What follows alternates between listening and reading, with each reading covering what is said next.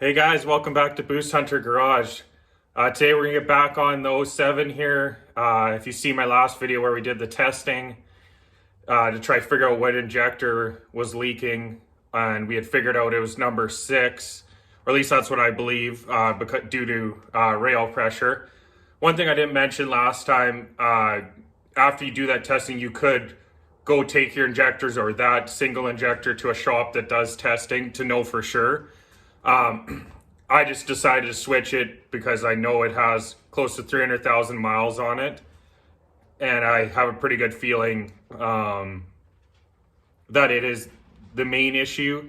Not to say that injector 2 and 4 aren't leaking also. I'm pretty sure they are somewhat. So after we do this injector change on number 6 today, we'll take it out, or more likely tomorrow when I go to work, and let it sit. I'll also kind of show you guys what the pressure's like after and if it's gonna fix our issue.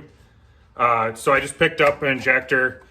This is not something I necessarily recommend. I got this from Rock Auto, which they have a lot of good parts in there, but I opted to go with it is a cheap injector with a crossover tube, straight out of China, says right on it.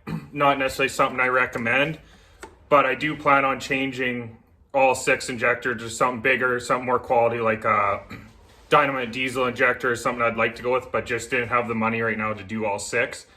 So that's why I just went with something cheap. I'm sure for the short term, it's gonna work good. I'm not saying it's ever gonna go bad, but I'd rather go with something genuine and better if I was gonna leave this in long terms. But for now, we're just gonna get this installed. So I'll kind of show you. It's going to be hard to see because it's on number 6, so obviously way at the back. There's a couple prep work I got to do, so I'll show you a bit of that first, and then we'll get into changing this injector here. Okay, so do this. Obviously, we're going to take our valve cover off. And on my truck here, along with this broken up wiring I need to fix up, this, what do you want to call it? Heat block or whatever you want to call it, insulation, is sagging down from it being old on this truck. So I am going to cut it out kind of from there to there. Just it's going to keep sagging. I don't want any of that junk falling in underneath, like into the valve train and stuff, and anything to do with the injectors. So we're going to get rid of that, cut that out. And then obviously back here, I'm going to take the number 6 injector line right off, which is your 2 3/4, I believe 19 mil nuts. And then a 10 mil, or this one actually at the very number 6 might be a bigger, like 13 mil or 15 mil, I can't remember, at the back there. So we'll get that out of our way, get the valve cover off, and once we get to there, I'll kind of show you a bit more. Okay, so as you can see, we got the valve cover all off. I cut back all the insulation, which was kind of ugly, but it was hard to get it with the valve cover on. Might clean that up a bit more. Anyway, so now that we're under here, took the injector harness straight off. So it's just 8 mil bolts on the top of your injectors or nuts. You just take those off, pull that out of the way. And then at the back, so it's kind of hard to see there, I'll show you up here. So I pulled my rockers off. It's just 10 mil bolts in the center here. Pull those up and out of there. Take your, what do you want to call them, like valve bridges, take them out of the way. Get them back. And then so I also take, I guess you can't really see, number 6 injection line is taken off.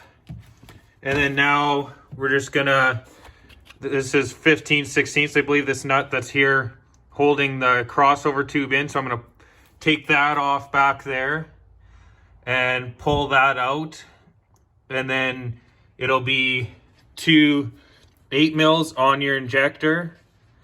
You'll take those out, and then I believe there is an actual tool to pull these out with, but I'm just going to pry it out, and hopefully it'll pop out of there half decently. And then I'll show you that. Okay, so now we got the injector out here.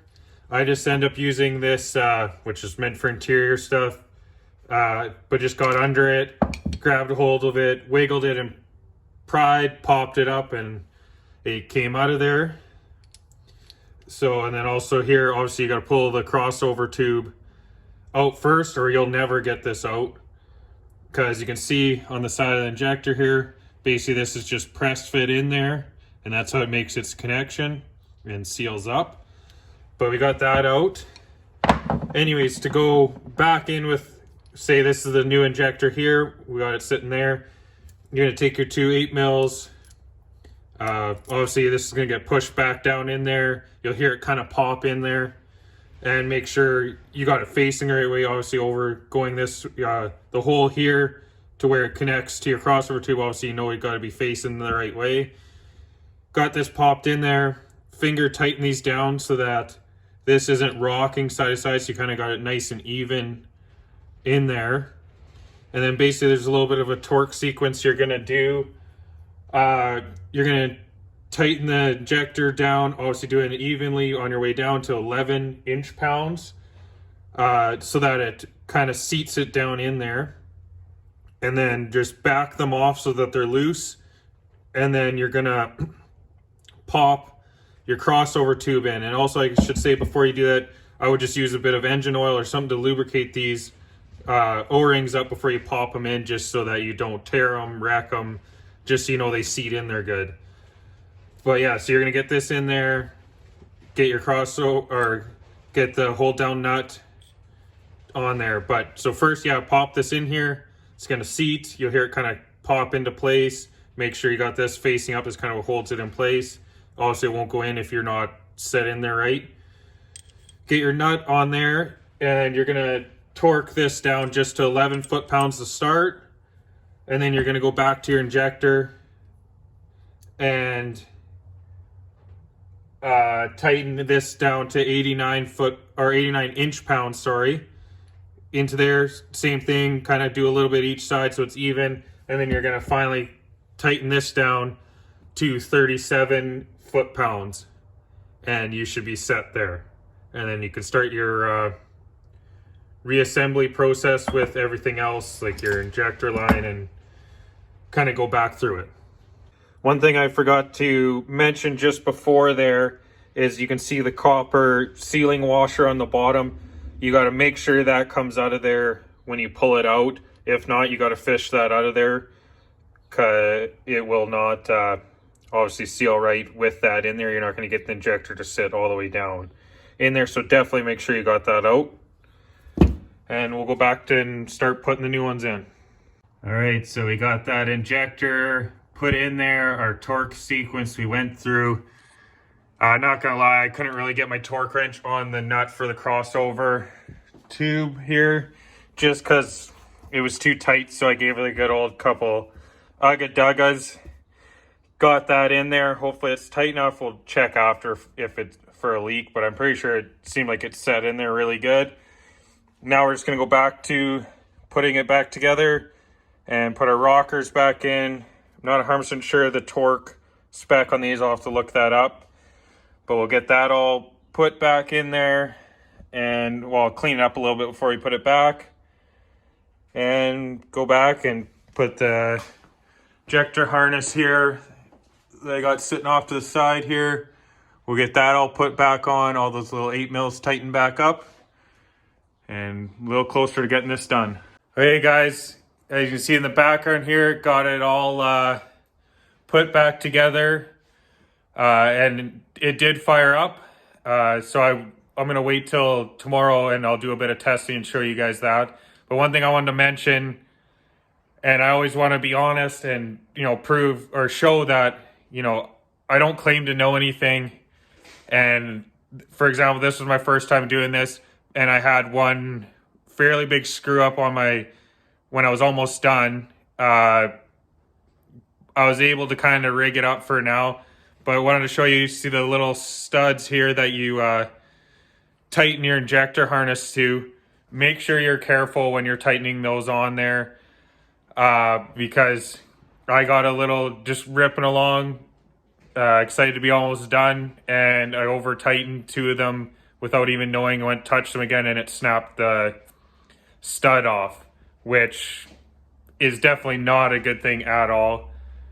Luckily there was a little bit of the stud showing on here, just a little bit, and I was able to flip the nut over so it gets rid of the washer, and was able to tighten it up, both those on there, which I'm going to check again tomorrow after I drive it. I want to make sure they don't back off, and probably going to have to do the injector sooner than later. But as of now, it fires up, runs fine, and we'll see a little bit after I drive it here. Okay guys, it's about a week or so later since I changed that injector, and yeah, it's definitely made a huge difference. The truck's been firing up even after it's been sitting at work and it's cold. And yeah, brought the rail pressure rate up. I mean, I wouldn't doubt that 2 and 4 are still leaking. I still get it, like when the truck's kind of cold, you can see a bit of smoke. But yeah, other than that, happy with that. And I also just wanted to show you, I end up getting 2 new solenoids off Amazon. They were $30 a piece. This is the brand here. I mean, I don't know, they're knockoff stuff, but I believe. But yeah, I'm gonna give them a try. But I just wanted to show you this, just how to swap it. I believe it's an 1/1/16 12-point deep sock you need for this. I thought I had the right one here and I didn't, so I'm gonna run and get one. But I just used a pair of channel locks just to break this free, which you probably don't want to do on a good injector. This is the old junk one. But yeah, then it just spins off here. And you want to keep it upright. As you can see, there's a bunch of springs and other things that you don't want to be dumping out of there. Anyways, then you just push the solenoid out of this little nut here, which I'm not going to fully swap it because, it's this old junk one. But yeah, swap it out, and then it says to torque them down to 15 foot-pounds, and yeah, hopefully that fixes my big screw up of snapping 2 of those studs off, and hopefully everything works right. If for some reason we're having an issue with them being not calibrated right or something, I might have to take them out and take them to a local shop just to get run on the bench. But yeah, we're just going to go with that. So thanks a lot for watching. Please subscribe and follow along for other videos.